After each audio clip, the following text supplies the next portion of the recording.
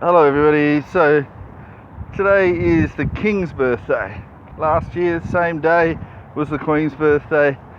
For people not aware, that is because it is a tradition.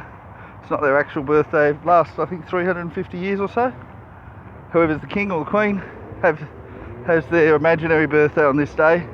That's basically because it's midsummer in England, and that's just a convenient time to hold a big parade and a big birthday bash. So I think there's a military parade that it's the same or similar time, colours of something or other. So this is essentially, in a lot of ways, a way to honour the British military and all of their achievements, perhaps in the last year, perhaps just generally. And so that's really what it's more about, but it is also still about the King. It's still, rather than thinking, oh yeah, we have to remember what day it is. And it's more sort of like a standard birthday. So if you think of it, like in the days of, go back whenever, they used to have measurements were based on the actual king's measurements. So whenever a king was coronated, they'd measure the hands and the feet, and they would be the measurements that they'd use to measure everything. So they'd say hands and feet, and if you had a tall king, then the definition of a foot was a bit longer, and the same as a yard, which was one pace. So, of course, that became annoying, particularly if some kings didn't last very long, or some queens, and particularly if they were dramatically different in size. So they ended up having standard measurements and standard feet, standard hands. Hands is used to measure horses, by the way, a few other things. Standard yards, all these different standard things. And they had these standards that then were for all kings and all queens of that region. So there was an English standard foot, but then other countries had their French standard foot, or their Spanish standard foot, or their whatever other country standard foot. And not all of them had standards, because some of them still kept changing it depending on the king or queen. So of course then they ended up having an international standard metric system. International standard imperial system. And a few years after they created this international imperial system, and there was a lot of fighting about which country should be used, blah, blah, blah, then the French said, stuff this, we're inventing a metric system. And every country but one went for the metric system. And the one country that adopted that international metric system was USA. Yeah, so that's why USA still continue with the imperial system. It's not the American imperial system. America has never had a king. It's the international imperial system. So whether we end up with a standardised birthday for every king in every country remains to be seen, but we do have one just for England, and this is it. So this is essentially the English standard king's birthday, or queen's birthday, or monarch's birthday. It's not the actual birthday, but yeah, so had that equivalent with the measurement system, but that's what it is. So look, do you like King Charles being your king? You're in Australia, or I'm in Australia. It's probably different to if you're in England. There's people in England that don't want him as king. And part of the reason for this is that he's very controversial. So Queen Elizabeth II was not very controversial. She only got in because her uncle abdicated, and then her father came in and then died pretty much straight away. She was queen at like 17, and he was still queen till she was 100 and something. So King Charles III is in many ways a poor choice.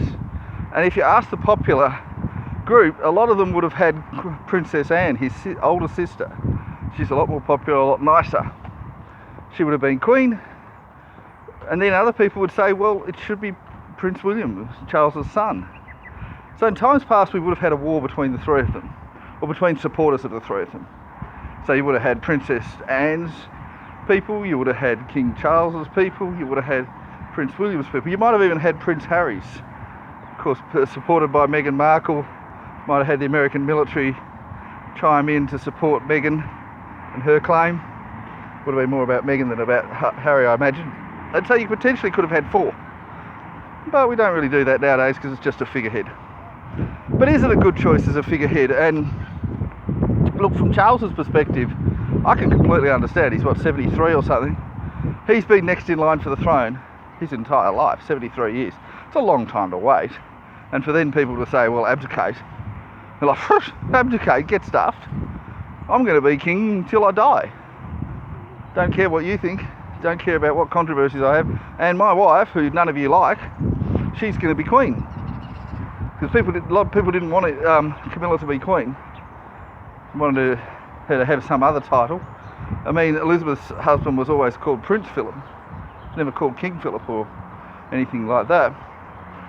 So what right does Camilla have? She's the one that ruined the royal family, according to a lot of people. What right does she have to be named queen? So, however popular you think Charles is, and I believe he's about 40% popular, Camilla is less popular than that. The only person less popular than Camilla is Meghan Markle. Or, I believe she's Princess Markle? Princess Meghan?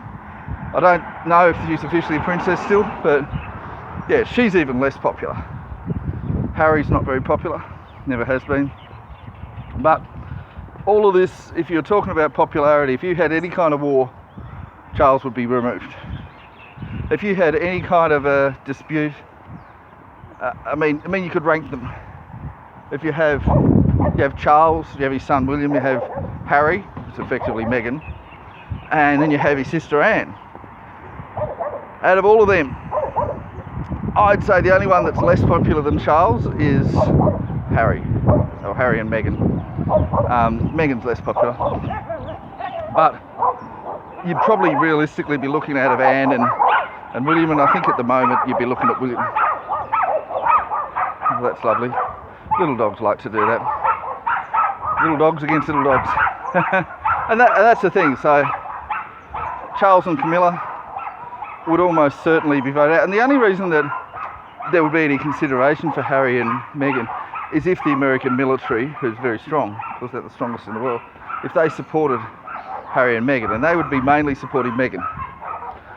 That would be the only reason that they would get behind it. And then that would be, effectively, that would be a war between USA and the United Kingdom, or at least a partial war, a succession war. And they've had wars over this sort of thing before. So we could have had that.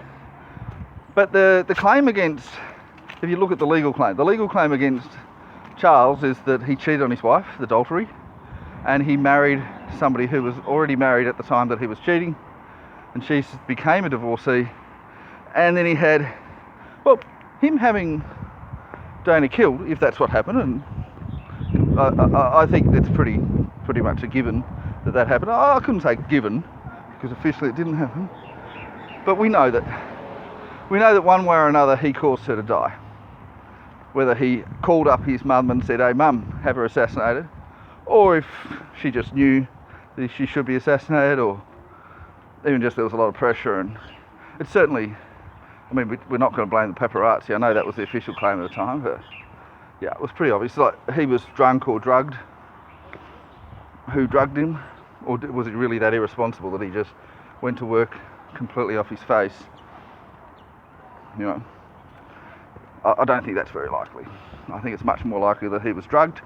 And look, there's a lot of evidence that he was drugged, and that their aim wasn't to kill, I think it was Dodi Fayed, who was like a Saudi billionaire or something. It wasn't to kill him, it was to kill Diana. And anyway, so of course Queen Elizabeth II has the right to do that. Charles didn't, he does now. But we can't hold that against him. Not legally. But from a legal standpoint, we can hold his marriage to Camilla and his divorce from, well, not just his divorce from Diana, but also his cheating on her. Now, no, she cheated on him back, and potentially Harry is the product of that cheating. But yeah, there's a lot of issues there. So he could be forced to abdicate on legal grounds. Now, then if we look at the other three candidates from a legal perspective, Anne's divorced, but we don't really care. She didn't cheat on anybody. She didn't do any big problems. She's still okay. Now we have William, hasn't done anything. And Harry, for his part, might not be legitimate, probably isn't. And his wife is not even English, she's not upper class, and she's divorced. And she's causing a lot of problems, and she's lying like crazy. So you'd probably exclude Harry on legal ground. And then it'd be a choice of William or Anne. Now, William has not been divorced, hasn't caused any problems, and he's the legitimate heir. So you'd think it'd probably go to William, and he's certainly of age. So had he been 12, you would have probably gone, oh, maybe we'll stick with Anne. But I don't think there's any doubt, really, if you were doing a succession, that you would go with William. And I think that if they had the war, what would happen is that forces loyal to Anne would probably side with William. And you'd probably find that the big issue would end up being Harry and at least Meghan and the American military. And I think they would mostly say, well, she's just a liar. Let's not worry about it. And then you'd have the pressure on Charles, and Charles would probably stay in charge until the American threat left, and then he'd abdicate to William. And that is what would happen if we're in the stage where you'd have these succession wars. And we're not in that stage anymore. That doesn't happen anymore, or at least not in the British royal family. They're just a figurehead. But if we did have that, Charles would abdicate. He'd still stay as a royal. He'd be a prince or whatever. And maybe even they'd let Camilla stay on as a princess. But you would have, oh my God, some of the most annoying dogs in the world. And yeah, sorry about that, everyone. But yeah, so William would be king. But look, on the other hand, Charles, maybe he deserves to have a bit of time as king. I don't think Diana really ever wanted to be queen, so I'm sure she didn't want to die, but, you know, had she still been alive, she would have been, I'm sure, happy that he'd become king, and she would have been writing to say, I'm glad that Charles has become king. She would have congratulated him. And, you know, really, oh my God. Yeah, don't get dogs like that, people. Don't get those little stupid little dappy dogs. Anyway, yeah, so that's it. So look, I think for myself, look, there is an argument Charles should just stay in there, because what the hell, he's been waiting for 73 years. Why not let him just be king? He's probably not going to live much longer, although he looks perfectly healthy to me. He might live another 30 years. Who knows? You know, and I think that William can put up with waiting for a while. Don't think there needs to be any rush. There's still the issues of Harry and Meghan, and I think they really want to sort them out before he abdicates anyway. Even though she's not making a military challenge, she is causing a lot of problems. So I think if he was going to abdicate, he'd want that to be dealt with first. Otherwise it'd cause problems. So Meghan is effectively keeping William off the throne in some ways. I'm not saying that Charles will definitely abdicate once that's sorted out, but I think that realistically it would cause big problems if he abdicated while she was still being a stupid little yappy little dog, like those stupid yappy little dogs that were behind me before that I went past. It was yappy dogs against yappy dogs. That's not what you want. And perhaps that's a bit of a symbolism. I think that, yeah, they'd need to deal with Meghan and have something that everybody's happy with, and then move on, and then perhaps consider abdicating after that.